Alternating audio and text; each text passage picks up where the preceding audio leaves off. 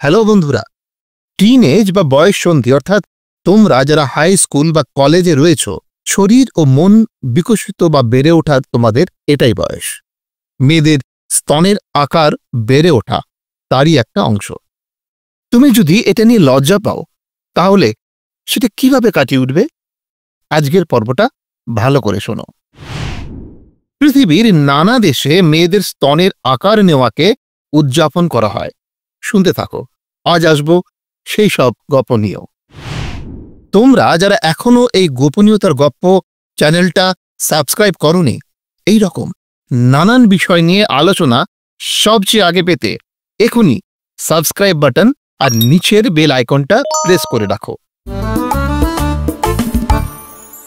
মেয়েদের শরীরে একটা বয়সের পরে স্তন আকার নেওয়া শুরু করে, ঠিক যেই কারণে একটা বীজ পুঁতলে তার থেকে চারা বেরোয় এবং একদিন তাতে ফুল ফোটে এবং ফল আসে। এই পরিবর্তন ঘটে হরমোনের কারণে। বয়ঃসন্ধির সময় শরীরে ইস্ট্রোজেন এবং প্রোজেস্টেরনের মাত্রা বাড়তে শুরু করে, যা স্তনের টিস্যুগুলোকে বড় হতে সাহায্য করে।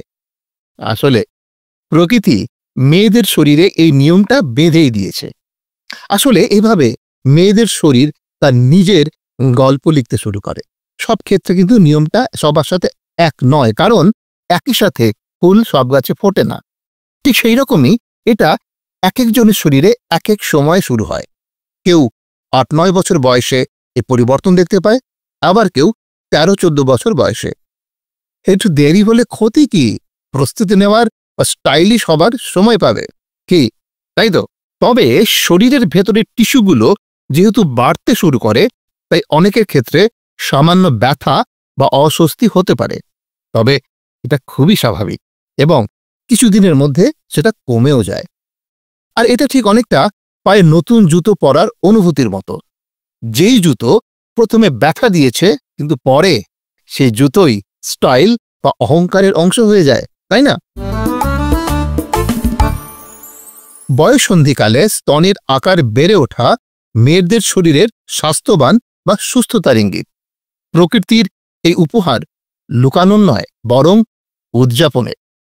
ঠিক যেভাবে আফ্রিকার জুলু এবং মাসাই উপজাতি মেয়েদের এই বয়ঃসন্ধিকালে শুরু হওয়া নিয়ে উৎসব পালন করে।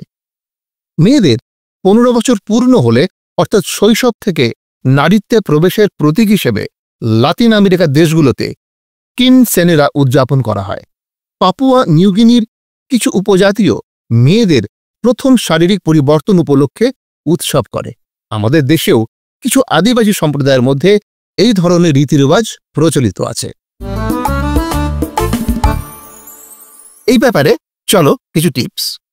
মনে করে সঠিক আকারে অন্তর্বাস ব্যবহার করো, যা আরামদায়ক এবং তোমাকে সাপোর্ট দেয়। ত্বকের যত্ন নাও, কারণ ত্বক মসৃণ থাকলে পরিবর্তনগুলো আরামদায়ক মনে হবে।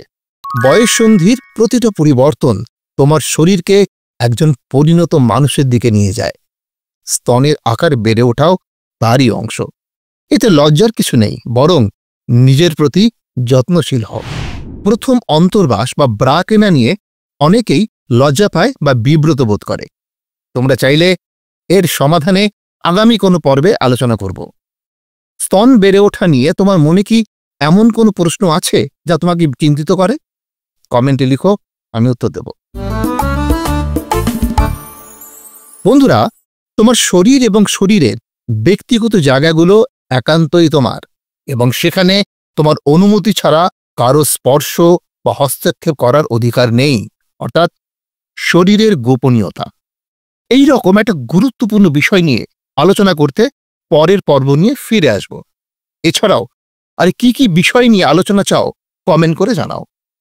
পরের পর্বগুলি আপনা থেকেই নোটিফিকেশন পেতে বেল আইকনটা এখনই প্রেস করে রাখো, এবং গোপনীয়তার গপ্প এই চ্যানেলটা সাবস্ক্রাইব করতে ভুলো না।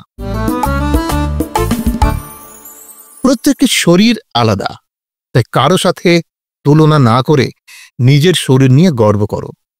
তুমি চাইলেই পারবে। So take care, good by.